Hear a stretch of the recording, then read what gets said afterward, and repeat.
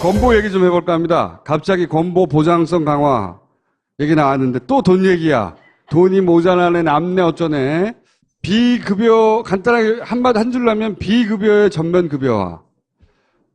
이게 쉽게 얘기하면 병원 갔을 때 보험 되는 게 있고 안 되는 거 있잖아요. 그죠? 보험 되는 걸 급여라고 하고 보험 안 되는 걸 비급여라고 하거든요. 보험 안 되는 걸 없애버리겠다는 거예요. 다 보험 되게 하겠다는 거예요. 내가 MRI 찍고 그러면 안 되잖아. 어느 건 갑자기 가격 튀잖아요. 혹은 2인실 가면 갑자기 가격 튀잖아. 그래서 보험 처리 해주겠다는 겁니다. 좋은 거지. 졸라게 좋은 건데 여기 대해서 이제 돈이 30조 얼마가 든다고 하는데 그 돈으로 안 된다부터 시작해가지고 그렇게 다 바꿔버리면 안 아픈 환자들까지 와가지고 이 병원이 꽉 차게 되고 정작 급한 환자들이 입원하게 입원 못하게 된다. 그 다음에 뭐 병원에서 안 그래도 이 급여에서 까진 걸 비급여에서 어떻게 메꾸고 있는데 그렇게 되면 병원이 도산한다. 아니면 몰래 다른 짓을 할 거다. 기타 등등등등의 여러 가지 비판이나 우려들이 나옵니다. 자, 여기 대해서 보건의료단체연합의 우석균 정책위원장님과 함께 이야기를 초스피드로 다뤄보겠습니다. 안녕하십니까. 네, 안녕하세요. 네. 메르스 사태 이후에 오랜만에 뵙네요. 건보로 웬만한 건 다 해줄게. 이게 보장성 강화라고 하는 아주 어려운 단어로 표현된 문재인 케어예요. 가능하냐? 실제 우려하는 것들은 정말 유효한 우려가 맞느냐? 그 얘기를 이제 좀 풀어주십시오. 자, 이게 뭡니까? 이거는 의료비가 100원 나왔다. 근데 사실 100원 나오는 게 아니라 100만 원, 뭐 1000만 원, 1억 원도 나오죠. 네. 근데 그 중에서 예를 들어서 영국 같은 경우 80% 이상 이렇게 되니까 위험 성형을 빼면 사실 1억 원 나오든 1000만 원이 나오든 다 정부가 내주는 무상의료. 무상의료인데 이게 정부가 의료비를 책임 안 져주는 나라 3총사가 있는데 이 3총사가 이제 이 멕시코, 미국, 한국, OECD 국가에서 세 나라. 네. OECD 국가에서는 요 세 나라가 소위 이제 비싼 병에 걸리면 파산하거나 집이 가사를 탕진하거나 아니면 아예 치료를 못하거나 너무 비싸니까 그런 대표적인 나라가 사실 미국으로 많이 거론됐죠. 네. 실제. 그런데 우리도 낮은 편이다. 미국에 비해서는 굉장히 나아요. 훨씬. 미국에 비해서도 조금밖에 안 나와요. 네. 그러니까 미국에 비해서는 크게 차이가 나는 것처럼 좋아 보이지만 왜냐하면 미국은 전국민 건강보험이 안 돼 있거든요. 그러니까 건강보험 없는 사람도 있고 있는 사람도 있는데 네. 우리나라는 전국민 건강보험은 다 되기는 하죠. 그렇지만 대주는 게 돈이 상당히 적은 그렇고 다른 나라에 비해서는 한 20% 정도 차이가 나는데 이 20%가 생각보다는 굉장히 커서 다른 나라들은 대부분 미용 성형만 빼고는 돈을 하나도 안 내요. 병원 같은 경우. 이런 국가들은 이런 무상의료를 한 지가 1년, 2년이 아니고 수십 년씩 된 나라들이에요. 이미. 그 새누리당, 자유한국당 주장대로라면 이런 나라는 다 망해서 없었어야 돼. 망해서 없었어야 되는 나라는 잘 먹고 잘 살고 있잖아요. 그러니까 일단 우리나라 보장률이 되게 낮은 편이다. OECD 국가에서. 수치 하나 하고. 그 다음에 이건 뭡니까? 이거 제가 만든 게 아니라 미래에셋이라는 이 투자회사가 만든 건데 네. 실손보험이 이 급여 부분 이게 급여라 그러면 왜 월급 얘기를 하냐 건강보험 얘기하는데 라는 얘기를 많이 하시는데 급여는 월급이 아니라 이 사회보장에서는 건강보험이 적용되는 게 급여고 애초에 아예 적용이 안 되는 걸 급여가 아니라 그래서 비급여 이렇게 얘기하고요. 급여 중에서도 입원하면 80% 내주고요. 공단이 건강보험공단. 그러니까 건강보험증 발행하는 곳. 정부가 80% 내주고 본인 부담이 20%. 외래는 그러니까 동네 병원 가면 70%를 정부가 내주고 30%를 내가 내고 이게 이제 요 왼쪽에 해당하는 거고요. 요거에 해당되는 거고. 네. 이 비급여는 초음파, MRI, 뭐 이런 검사들 있잖아요. 이건 아예 거의 비싼 적용이 검사들. 안 되는 비싼 네. 검사들, 뭐 로봇, 뭐 이런 것들, 뭐 이런 거는 비급여라고 해서 아예 건강보험 적용이 안 돼요. 그러니까 이게 실손보험 시장을 표현한 거예요. 그러니까 실손보험주가 이번에 생명보험주가 얼마나 오를 거냐 말 거냐 이거를 설명할 때 이 비급여하고 투자하라고 본인이 부담하는 거. 본인 부담한 거하고 비급여 요게 지금 이제 우리나라는 한 40% 또는 37%, 36% 이렇게 되는 거죠. 요거를 어떻게 하는 거냐면 문재인 케어라고 하면 이 비급여 부분 통째를 이거를. 다 똑같이 하겠다는 거예요. 이런 식으로. 그러니까 요 비급여 부분 통째를 일로 집어넣어 버리겠다는 거예요. 그렇죠. 비급여의 전면급여라는 게 우리나라에서 왜 이렇게 건강보험이 보장성이 낮으냐면 보험이 안 되는 게 많아요. MRI도 안 되지 또는 항암제 비싼 것도 안 되고 네. 뭐 이런 것들이 많아서 나중에 이것 빼고 저것 빼다 보면은 60%밖에 안 되면 60%라는 게 1억 원 나오면 난 4천만 원 내야 되거든요. 실제로 백혈병 걸리거나 이러면은 뭐 진짜 3, 4천만 원씩 내면 돈에 집에 3, 4천만 원 쌓아두고 사는 사람 없으니까 그게 이제 2, 3년씩 가고 1억 원까지는 안 들어도 3, 4천 뭐 이렇게 계속 들면 그러니까 이제 민영 의료보험을 들게 되죠. 근데 그런 거를 비급여 없이 다 건강보험증 하나로 건강보험 하나로 모든 거를 다 해주겠다. 너무 좋은 거예요. 따지고 보면 이거는 반대할 이유가 없어요. 정말 기본적으로. 좋네요. 네. 반대할 이유가 없는데 일반 국민의 입장에서는 왜 반대? 다 보험이 된다는데. 그러니까 실손보험도 필요 없어지는 거거든요. 이렇게 되면. 보통 우리가 대형 병원에 가면 검사하는 거나 약도 급여가 안 되지만 뭐 교수한테 내가 진료를 받으면 그것도 네, 특진 그게 이제 이런 건 어떻게 되는 거예요? 3대 비급여라고 해서 네. 그건 이제 또 다른 비급여가 있는데 건강보험 적용 안 되는 게 일단 특진료. 그러니까 이제 선택진료비라고 하죠. 선택진료비가 뭐냐면 고명하신 교수님한테 보려면 돈을 네. 더 내라. 네. 그게 특진료고. 그다음에 또 하나가 병실료. 그래서 예전에 몇 년 전까지만 해도 6인실에 입원하지 않으면 나머지 돈은 자기가 본인 부담을 했어야 됐는데 요즘 이제 4인실로 바뀌었죠. 4인실 미만으로 입원하면 3인실이나 2인실, 1인실 하면은 4인실 값을 제외한 나머지 돈은 자기가 부담을 했어야 돼요. 근데 병원에서 기준 병실이 50%만 지키면 됐거든요. 그러니까 우리 병원에는 기준 병실이 4인실이니까 4인실을 50%만 4인실만 하면 되고 나머지 50%는 2인실 만들거나 3인실 만들거나 1인실 만들면 돼요. 네. 그러니까 병원에서는 자꾸 1, 2, 3인실을 더 만들어서 네. 저희 아버님 입원하실 때도 병원에 입원을 해야 되는데 너 병실이 지금 없어서. 입원하려면 1인실밖에 없는데 1인실도 제일 좋은 거 하나 남았다. 지금 입원할래 안 할래. 뭐 이렇게 해가지고는 하룻밤에 제가 거기서 자면서 120만 원까지 썼어요. 네. 저도 한번 당한 적이 있습니다. 그러니까 하루 거기 자면서 내가 여기서 120만 원짜리 잠을 자는구나. 그래서 5분마다 이렇게 돈을 쉬기도 하고 그랬는데 어쨌든 그런 것까지 다 포함된 그런 건가요? 게 이제 병실료. 그다음엔 마지막에 간병비. 간변비 이거 크죠. 간병비. 그러니까 네. 지금 맞벌이 하는 사람들이 대부분인데 집안에 누가 한 분 아프시면 돌아가면서 맡아야 되잖아요. 지난번에 메르스 할 때도 우리나라가 이게 가족이 통째로 다 걸렸는데 이게 왜 그러냐? 뭐 간병 문화가 있다 우리나라에. 그러는데 간병 문화가 있는 게 아니라 원래 외국에서는 병원에 사람이 입원하면 아무도 안 가도 돼요. 병원에서 다 책임져요. 근데 우리나라는 병원의 필수 인원이 가족이에요. 가족이 안 가면 간호가 안 돼. 그렇죠.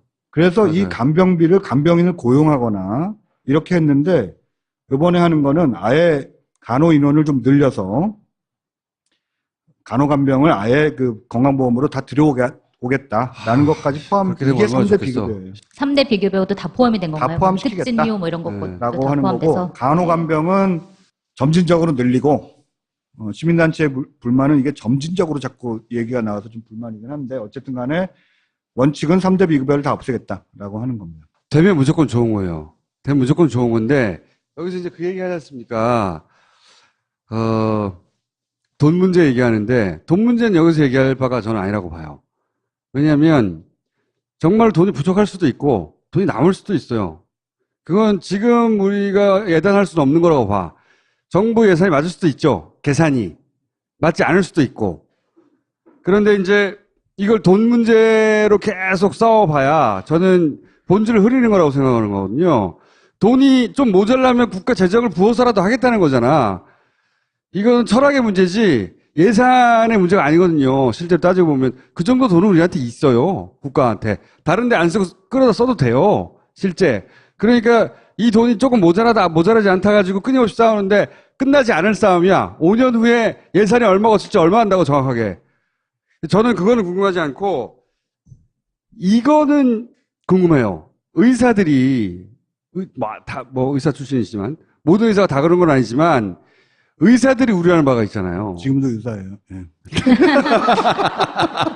의사들이 우려하는 바가 있어요. 뭐 로봇 진료까지 포함하면 어떡하냐라든가. 별로 효용성이 없는 네. 약간 뭐 과도한 또는 뭐 재정 얘기도 해야 돼. 재정 얘기. 뭐 재정 얘기도 하시긴 하시는데 근본적으로는 재정 얘기가 저는 그 두 번째 부차적인 문제라고 생각하는 거죠. 그건 맞는데 네. 이게 싸움 거는 게 너무 좀 조선일보 쪽에서 굉장히 보면은 저도 자료가 하나 있는데 누가 써놓은 걸 보니까 2030년에 한 해 108조의 적자를 보게 된다. 한국보건사회연구원이 내놓은 자료라면서 2030년에 그럼 108조면은 총수님 말하는 것처럼 우리 그런 거 있어라고 얘기할 정도의 2030년 규모는 어떻게 아니잖아요. 아냐고 지들이 내년도 모르는 것들이 그 전에 조선일보 망할 수도 있어.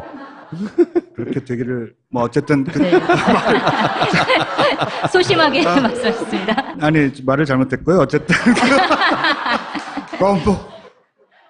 조선일보 지금 이제 정부가 5년 동안 30조 원이 더 든다라고 얘기했어요. 근데 이게 정말 제가 문재인 케어에 가장 불만인 게 아니 30조 원 가지고 뭘 하겠다고라는 게 오히려 이제 시민단체들은 상당히 불만을 표한 게 30조 원 갖고 뭐 하냐라는 건데 조선일보는 거꾸로 저는 이거 보고서 아니 30조 원 든다고 뭐라 그러는데 1년에 3조 원 더 쓴다는 거거든요, 지금. 근데 1년에 3조 원을 앞으로 더 쓰겠다는 건데 이게 박근혜 때 2014년에서 2015년 보험료를 1.2% 올렸어요. 근데 3조 3천억 원이 더 거쳤어. 그러니까 자연 증가분이 3조 3천억 원이에요. 근데 지금 그 다음에 작년에 또 1점 몇 프로 올렸는데 또 3조 원이 더 거쳤거든요. 그러니까 1년에 3조 원 더 쓰겠다는 거는 그냥 1%, 2% 올리면 돼요. 10년 평균 3.2%를 올리겠다는 얘기인데 3.2%를 올리면은 월 3천 원쯤 더 내요. 그러니까 월 330만 원 받는 봉급장이들이 한 달에 1,000원 더 내는 거예요. 한 달에 1,000원 더 내는 게 1%에 해당하니까 3%면은 3,000원 더 내는 거거든요. 그 정도의 부담을 앞으로 하는 정도면 3조 3천억 원쯤씩 더 더해서 5년에 30조 원 쓰면 되겠다. 6조 정도 되는 거죠. 근데 자연 증가분이 1.2% 올렸을 때도 이미 3조 3천억씩 막 이렇게 증가를 했어요. 거기다 최저임금 적용됐죠? 그러니까 훨씬 더 임금이 올라가니까 매년 임금 올라가는 거 곱하기 증가액을 곱해야 되니까 훨씬 더 많이 남고 거기다가 지금 건강보험 흑자가 박근혜 때 하도 안 해줘가지고 적폐 중에 하나인데 박근혜 최대 적폐 중에 하나인데 건강보험은 아픈 사람이 있으면 빨리빨리 나눠줘서 병원에 가게 해야 될 거 아니에요. 그걸 꽁꽁 싸뒀어요. 그러니까 돈을 안 썼어. 최대 적폐가 종잣돈이 되었네? 아니 그게 21조나 남았다고. 그러니까 그걸 쓰겠다는 거지 이제. 그 21조를 그것도 다 쓰지 않겠다는 거예요. 그래서 그게 불만인데 10조 원만 쓰겠다는 거예요. 10조 원이 남았고 그럼 20조 원 남죠? 20조 원을 5로 나누면 4조 원 정도 되는데 4조 원은 그냥도 늘어요. 지금 또 거기다가 국고 지원을 이전에는 원래 14% 해야 되는데 12% 막 하고 11% 이렇게밖에 안 했거든요. 그걸 지키겠다는 거예요. 법대로. 법대로 지키면 이것만 해도 2조씩 더 들어가요. 그러면 매년 6조씩 더 늘어나거든요. 그러면 우리 계산으로는 100조쯤 돼요. 늘어나는 게. 근데 그 중에서 30조만 쓰겠다고?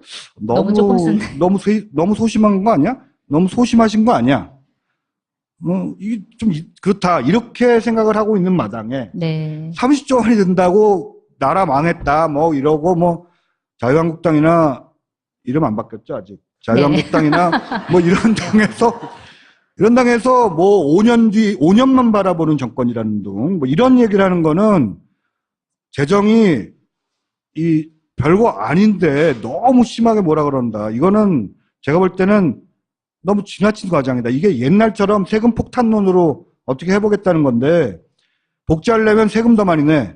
뭐 이렇게 하겠다는 건데, 이 세금은 지금의 부자 증세나 또는 이 대기업에 대한 증세, 이걸로 충분할 뿐만 아니라 그냥 자연 증가분으로도 되거든요. 그러니까 우리나라가 지금 GDP가 1년에 1,500조쯤 되는데, 그 중에서 지금 2% 정도를, 그러니까 2%가 아니죠. 5년에 2%니까 1년에 몇 퍼센트나 되나요? 진짜 너무 많이 말씀하셨어요. 예, 하여튼 그만 뭐, 얘기하시고. 한 0.5%도 안 되는 돈을 좀 더 쓰겠다라고, 그것도 병원 못 가는 사람, 아파도 병원 못 가는 사람 병원 가게 하겠다고 쓴다는데, 이거를 과감하지 못하다라고 비판은 못할지언정, 제 돈이 많이 들어서 어쩌다? 이거는 거의 인륜을 저버리는 행위라고 볼 수 있어요. 인류를 저버리네. 아니, 아픈데 병원에 못 가는 사람 병원에 가게 하겠다는 거를 돈을 더 써라고 하진 못할 망정. 돈이 남는다, 모자란다는 얘기를 하면 끊임없이 쳇바퀴 돌듯이. 왜냐하면 대부분의 사람들은 그 계산이 안 되거든요. 그럼 목소리 큰 사람한테 기가 솔깃하거나 혹은 그냥 막연한 걱정이 될 수 있잖아요. 근데 저는 그건 두 번째다. 그것도 물론 중요한 요소고 따져보긴 따져봐야 할 텐데 그 전에 국가가 철학을 바꾼 겁니다. 그 전에 박근혜 때는 말씀하셨듯이 건보는 돈을 남기라고 있는 기관이 아니야. 건보는 사람들이 아프면 지원하고 있는 기관이지. 근데 그걸 아무런 것도 안 하니까 돈이 남는 거예요, 그냥. 그리고 돈을 남겨야 정부가 건강보험 보장을 안 해줘야 민영보험 시장이 커지잖아요. 네. 그러니까. 민영보험을 자꾸 네. 팔 수 있으니까 민영보험 시장하는 데가 뭐 L로 시작하는 뭐 G로 끝나고 그다음에 삼성생명. 예. 뭐 삼성이라든가 이런 대기업들이 주로 하는 데거든요. 그래야지 소위 말해서 이 보험을 팔 수 있으니까도 네. 있고, 보험 안 갖고 있는 사람들이 거의 없죠. 네, 실손보험 같은 네. 것도 그 많이 나가고 그래서. 근데 그다음에 실제로 필요한 노인들은 실손보험을 못 들어요. 그러니까 이게 우리나라는 병원 안 걸리는 젊은 사람들한테는 열심히 들게 해놓고 노인이 되면 보험료가 팍 올라가서 못 들게 하거든요. 네. 어쨌든. 예. 근데 제가 좀 궁금한 건 뭐냐면 아까 총수님 말씀하신 것처럼 이건 이제 철학의 문제고 당연히 국가가 해줘야 되는 일이라고 생각하고 우리가 재정까지 걱정할 필요는 없다고 생각을 해요. 국민은 당연히 그렇죠. 받아야 되는 네. 권리를 받는 거니까. 근데 문제는 뭐냐면 그러니까 사람들이 걱정하는 부분이 이건 것 같아요. 그래서 내가 받으면 좋은데 결국 건강보험료가 나중에 이게 부족하다는 이유로 엄청나게 오르면 어떡하지? 이 걱정스러운 프레임을 조중동이 되게 많이 이용하고 있거든요. 그러면은 예를 들어서 아까 영국이나 거의 보장성이 100%에 가까운 그런 나라들은 국민들이 그 건강보험료를 얼마 정도 내는 거예요? 건강보험료 퍼센트는 딴 나라가 우리나라보다 훨씬 높기는 한데 이게 나라마다 다 달라요. 예를 들어서 프랑스 같은 경우는 이제 거의 9%, 10% 이 정도 되죠. 우리나라가 6%예요. 근데 프랑스가 9%, 10% 되는데 문제는 기업이 65%를 내고 거기 고용자들, 그러니까 월급장이들은 35%만 냅니다. 반반이니까. 월급 받을 우리나라 때? 5대5가 아니에요. 아, 그러니까 그렇군요. 실제 노동자들이 내는 건 더 적을 수도 있네요. 그렇죠. 훨씬 네, 더, 그러니까 네. 그다음에 심지어 대만도 기업이 6을 내고 노동자는 3만 내요. 그리고 10%는 정부가 내요. 그러니까 말하자면 우리나라는 자꾸 보험료가 올라가면 이게 개인의 부담, 내 주머니에서 나간다고 생각을 하는데 문제는 OECD 자꾸 비교를 해서 좀 그런데 OECD 국가와 우리나라를 비교해 보면 사회보험의 이 기업은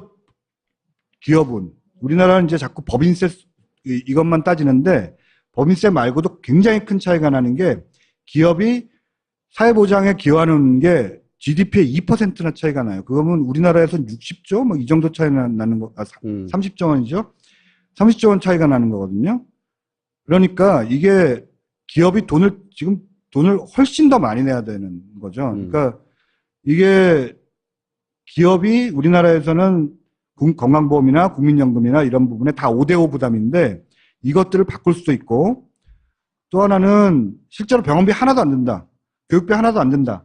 또는 나는 노후 생활을 걱정하지 않아도 된다. 라고 했을 때는 우리가 뭐 교육비 때문에 따로 모아놓은 돈, 실손보험에 드는 돈, 또는 연금보험에 드는 돈, 이 자기가 민영 연금보험에 다 들어야 되고 뭐 이런, 여기 젊으신 분들은 모를 텐데 나이 들면 막 이렇게 많이 드는데 네.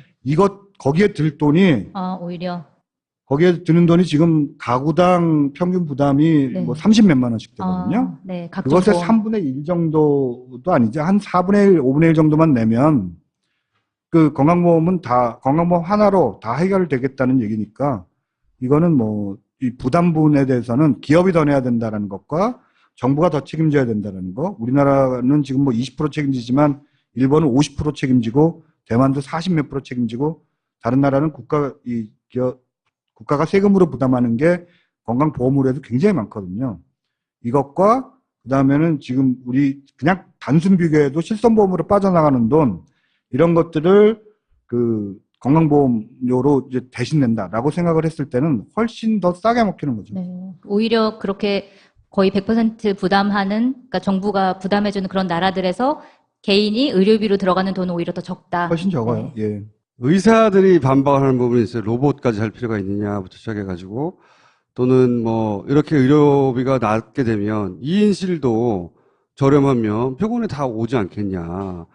그리고 안 그래도 뭐 수가 문제로 비급여 쪽에서 어떻게든 해가지고 병원 수지를 맞추고 있는데 이렇게 전부 다 급여를 해버리면 병원은 틀림없이 어딘가에서 수지를 맞추기 위해서 장난을 치거나 혹은 병을 망하거나 뭐 이런 일이 발생할 수 있지 않겠냐. 이제 의사 혹은 병원 입장에서, 병원 영업 입장에서의 우려들이 있어요. 이거 어떻게 생각하십니까? 여기서 보면 연한 초록색이 2000년의 병상, 그다음에 진한 초록색이 2009년의 병상. 근데 보면 전체 이게 JPN이 재팬이고 쭉 해갖고 OECD 국가 다 해봤자 다 줄었어요. 병상이 숫자가 예, 2000년에는 이만큼이었다가 2009년에는 일본에서 이만큼 줄었고 예. 러시아도 여기서 이만큼 줄었고 한국만 이렇게 늘었어. 굉장히 비정상적으로 그다음에 늘어나네요. 다 줄잖아요. 다 줄었는데 그러네요. 한국만 늘었네요.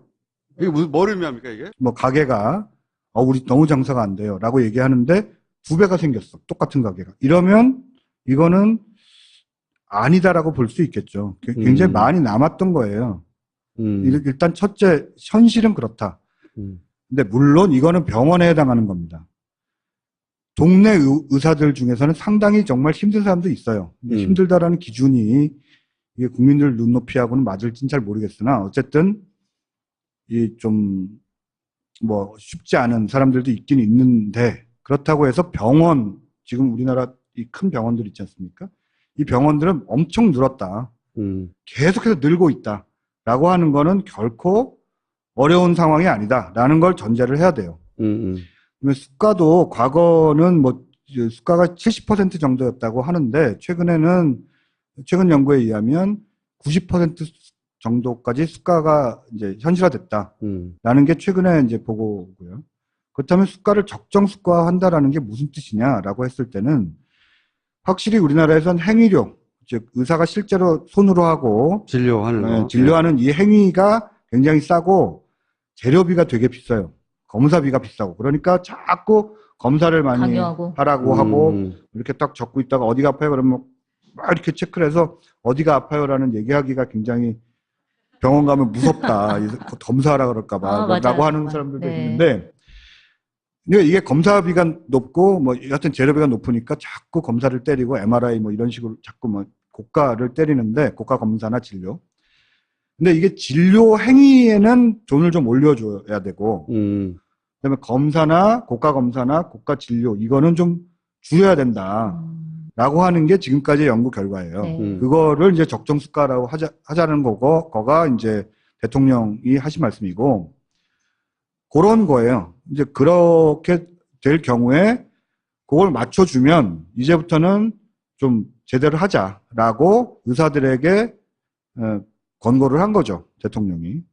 다만 현재 제도화에서는 막 그 행위별 수가제이기 때문에 즉 감기인데 사흘에 한 번 오거나 뭐 일주일에 한 번 와도 될 걸 사흘에 한 번 와도 될 걸 매일 오라.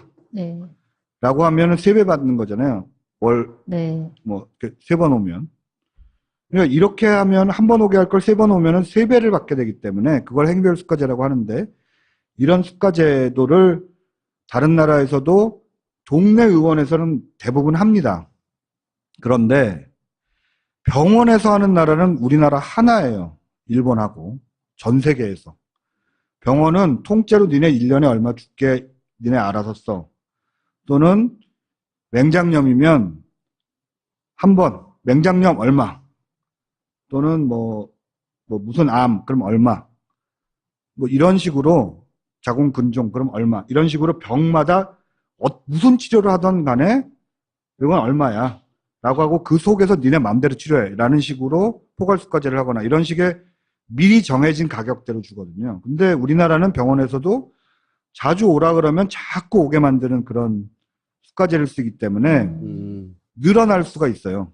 즉, 가격이 싸지고 건강보험이 되면, 자꾸 오게 할, 로봇 오히려. 수술이나 이런 것들을, 비급여에서 급여로 넘어오면 가격이 좀 싸지고 건강보험으로 해줄 거 아니에요? 그러면 안 해도 될 거를 막 한다거나, 안 해도 의사들이. 될 걸 더 한다거나, 라고 하는 우려점은 있다. 예. 그런데 이 수가를 맞춰준다고 했을 때 그게 무슨 의사들 일부 좀 전혀 이 현실하고 동떨어진 이런 이야기를 하는 분들이 이야기하는 것처럼 수가가 현실과 엄청나게 차이가 나는 정도는 아니고 이제 조정을 하면 되는 거고, 특히 사람이 하는 행위와 아까 말씀하신 재료와 이 부분들을 낮추고 행위료는 좀 높이고 하는 식의 수가 조정은 필요하다. 그러나 이 부분들에 대해서 돈이 떼돈이 든다거나 이런 건 아니다라는 것들이 일단 말씀을 드려야겠네요. 그러면은 위원장님의 포커스는 오히려 30조가 아니라 더 써야 된다는 거네요. 아무리 늘리려고 해도 늘릴 수 없는 게 있어요. 그러니까 과잉으로 불필요한 의료를 많이 늘리는 문제는 확실히 존재해요.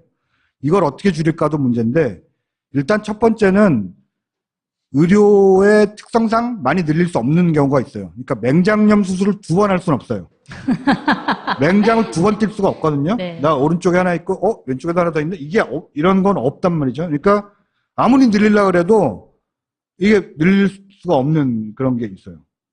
그리고 두 번째로는 실제로 수가 제도를 조금 더 바꿔야 돼요.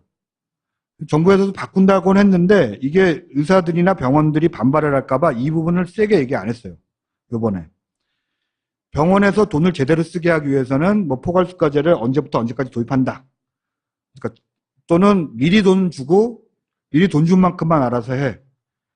올해 이 정도 올라갈 것 같으니까 노인 인구는 이 정도 증가하고 병원 맨날 똑같이 발생하는 거잖아요.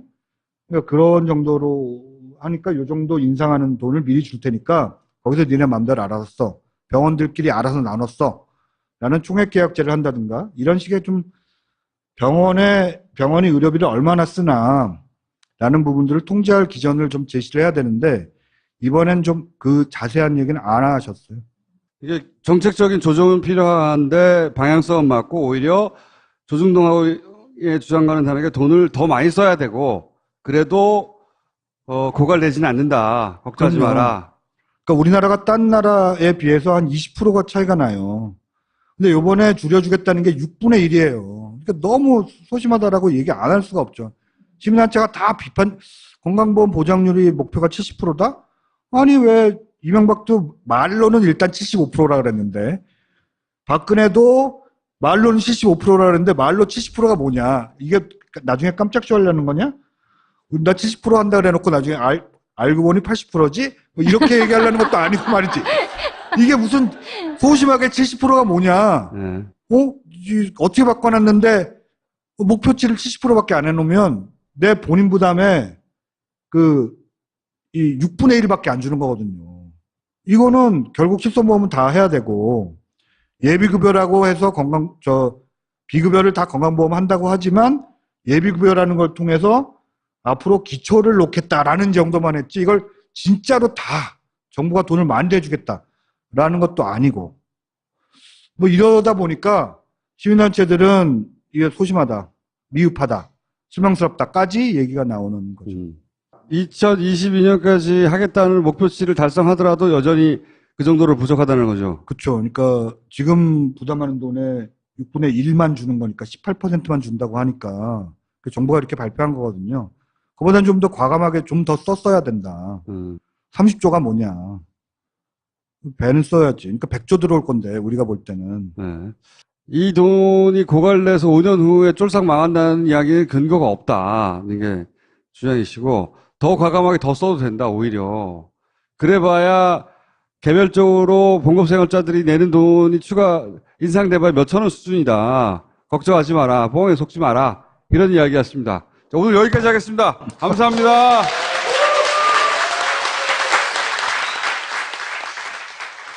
본격 직장인 드라마 공생 대리운전 편. 부장님, 가볍게 한잔 하시죠. 나 차 가져왔는데. 아예 착한 콜 대리운전이 있잖아요.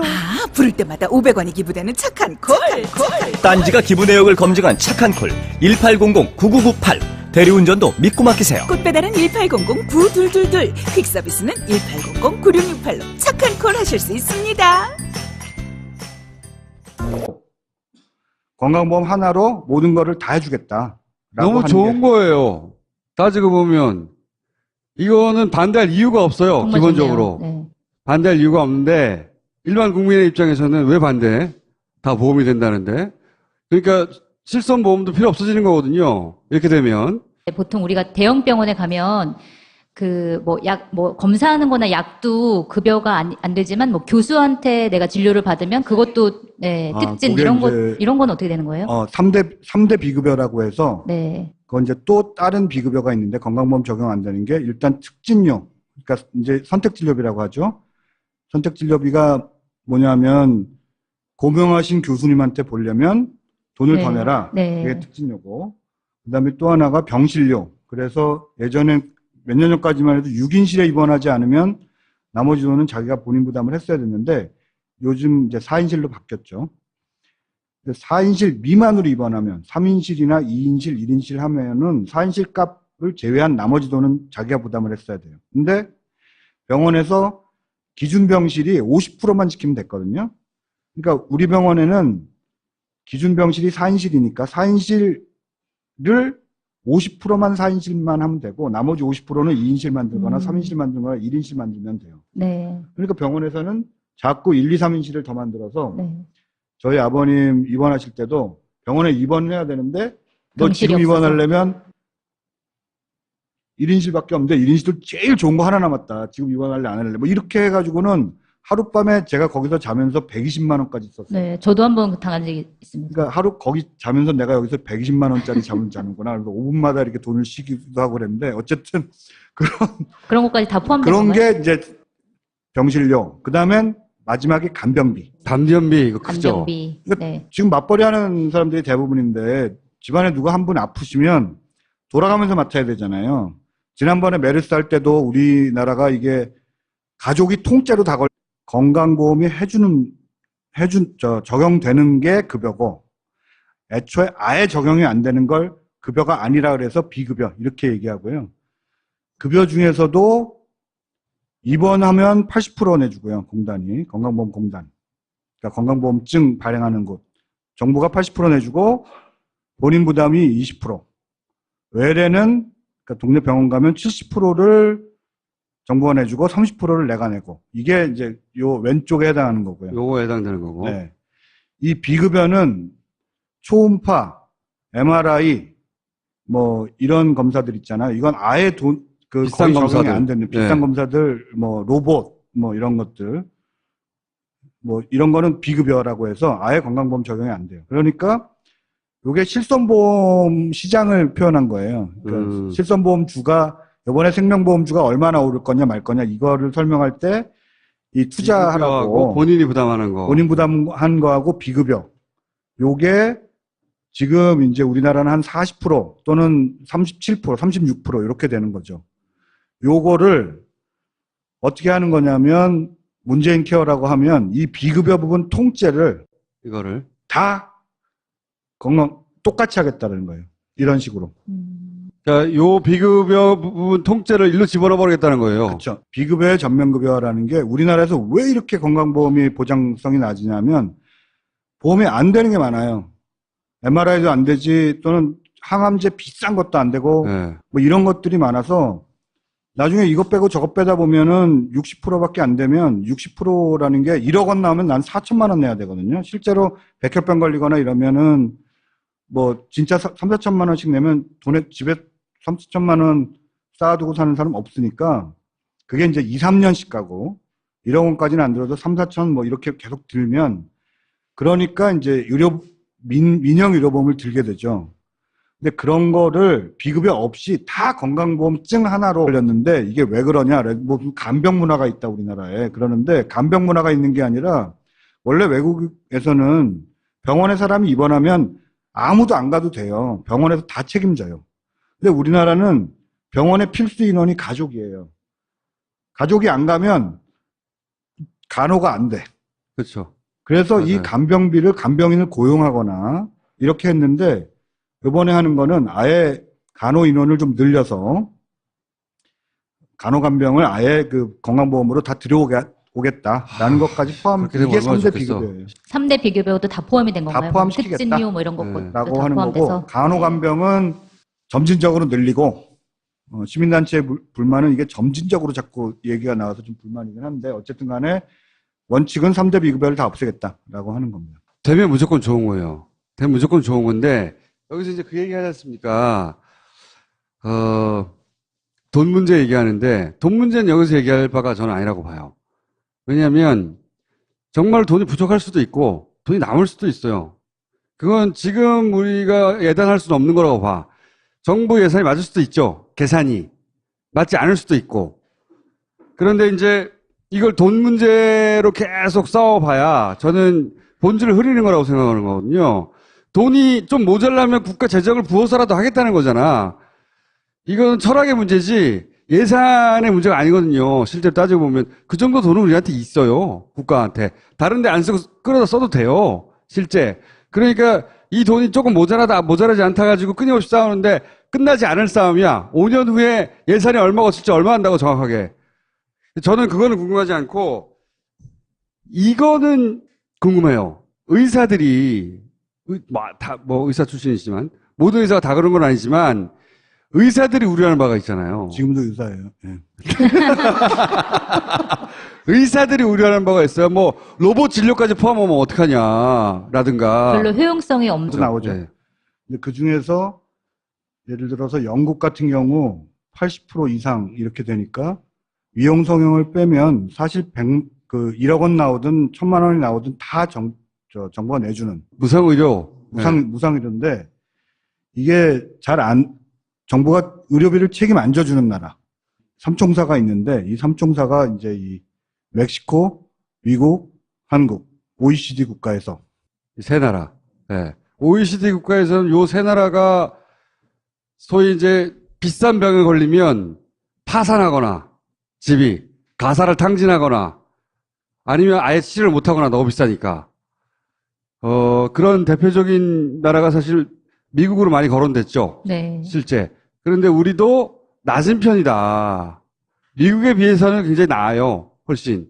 미국에 비해서도 조금밖에 안 난. 조금밖에 안 나와요. 네. 그러니까 미국에 비해서는 크게 차이가 나는 것처럼 좋아 보이지만 왜냐하면 미국은 전국민 건강보험이 안 돼 있거든요. 그러니까 건강보험 없는 사람도 있고 있는 사람도 있는데 네. 우리나라는 전국민 건강보험은 다 되기는 하죠. 그렇지만 대주는 게 돈이 상당히 적은.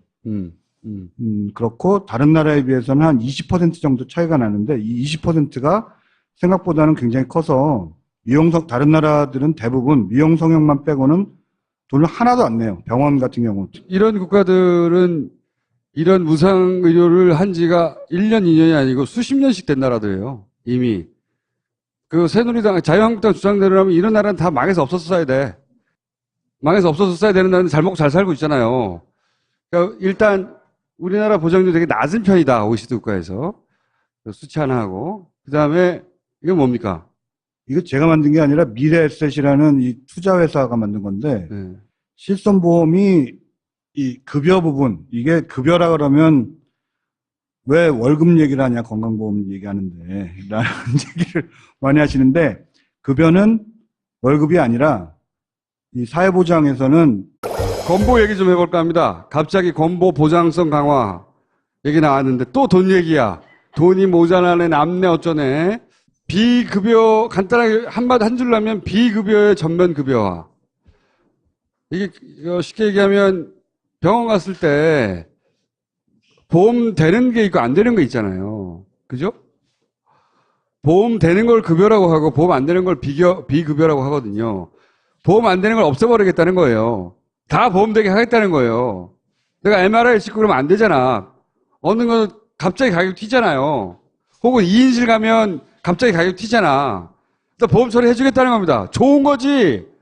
졸라게 좋은 건데 여기 대해서 이제 돈이 30조 얼마가 든다고 하는데 그 돈으로 안 된다부터 시작해가지고 그렇게 다 바꿔버리면 안 아픈 환자들까지 와가지고 이 병원이 꽉 차게 되고 정작 급한 환자들이 입원 못하게 된다. 그 다음에 뭐 병원에서 안 그래도 이 급여에서 까진 걸 비급여에서 어떻게 메꾸고 있는데 그렇게 되면 병원이 도산한다. 아니면 몰래 다른 짓을 할 거다. 기타 등등등등의 여러 가지 비판이나 우려들이 나옵니다. 자, 여기 대해서 보건의료단체연합의 우석균 정책위원장님과 함께 이야기를 초스피드로 다뤄보겠습니다. 안녕하십니까. 네.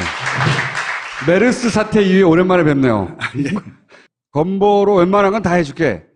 이게 보장성 강화라고 하는 아주 어려운 단어로 표현된 문재인 케어예요. 가능하냐? 실제 우려하는 것들은 정말 유효한 우려가 맞느냐? 그 얘기를 이제 좀 풀어주십시오. 자, 이게 뭡니까? 이거는 의료비가 100원 나왔다. 근데 사실 100원 나오는 게 아니라 100만 원, 뭐 1000만 원, 1억 원